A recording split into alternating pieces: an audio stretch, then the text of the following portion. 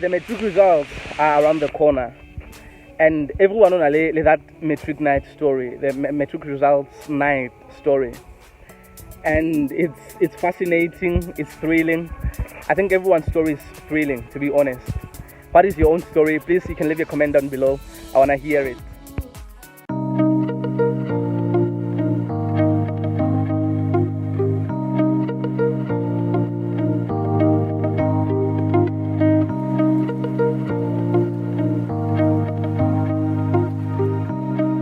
Hello guys, welcome to the channel. I am Sydney. Thank you for subscribing to the channel. Thank you for the support, the love that we've been getting. As you can see guys, I'm not in the jungle. Just look at where I am. I'm still in Hope House, and because of the shade, and I hope the video is okay. The Matric results are coming out pretty soon, and it got off to my previous high school, the high school that I attended, and something quickly came to my mind. I was like, since I didn't do well in my Matric year, what are the 3 lessons that I learned? And today I want to unpack them for you. Let's go guys. The first lesson that I learned was that your Matric results do not define you to some extent. There are a lot of people, or many people, who actually put in a lot of work. They dedicate themselves, especially in their Matric year.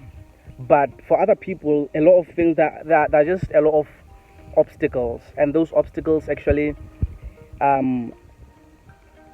slows down their preparations. It hampers their preparations to becoming better, to performing better, and doing better overall. And such people, such as myself, it can be anything really. A distraction can be anything that can make you to lose focus.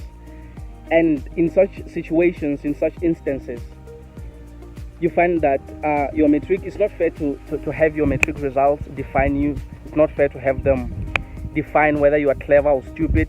I just don't think it works. And I don't know if I'm the only one, but I just feel like if I could return to high school and start again from grade 10, I would actually perform better. I think if I did that, I would be regarded as a genius, because I think I would put in a lot of work. I would work harder. I would, perform better overall. And I learned after my Matric that the Matric results do not define you. There are many people who are brilliant, who are generally brilliant people, clever people, but their Matric results were poor, and as a result, they didn't make it to varsity. And that does not say anything about them. It does not mean that they're stupid or any bad thing about them. Guys, it's so hot out. It's so hot out.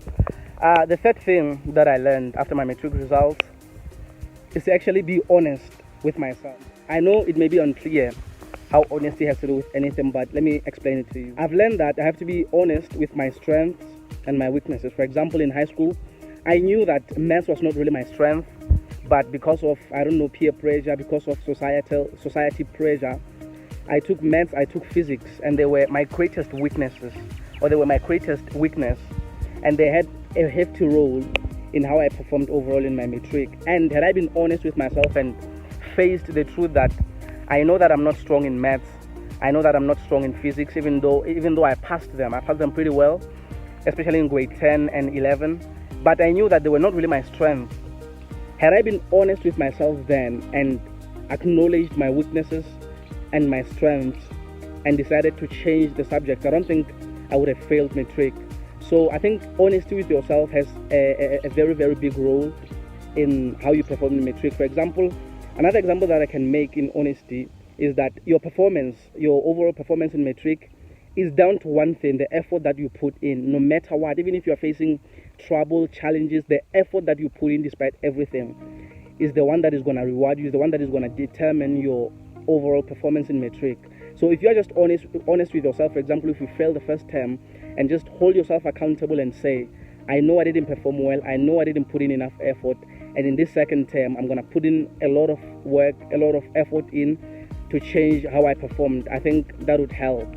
Alright, so that leads us to the third point, which is the last one, and it's simply focus on your strengths. Some people can say in grade 12, in grade 11, it's hard to change subjects.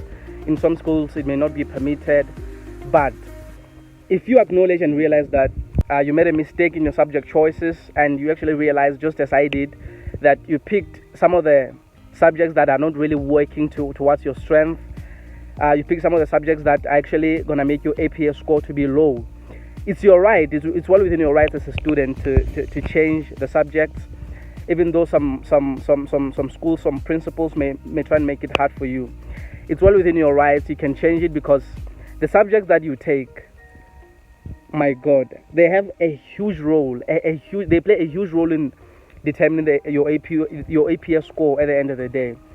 So you have to change your subjects. If you just feel, I think if you're not through or around June, especially in the early stages of grade 12, I think you can still make an effort. You can still try to change your subjects, because changing your subjects is vital, it's important, because you have to focus on your strengths. For example, I knew that physics, maths, they were not my strength, and then I went and picked, when I rewrote my matric, I went and dropped physics for history. And in history, I got, at the end of the year in history, just the first time doing it, I got 93%. It was a very good distinction, just because I focused on my strength. It's so hot out, guys, and just like that, I'm gonna end the video here. Thank you for subscribing. We are on our way to 100 subscribers, guys. We are on our way to 100 subscribers. Thank you for everyone who's subscribing. If you watch until here, just know that I appreciate you. Take care. Ciao.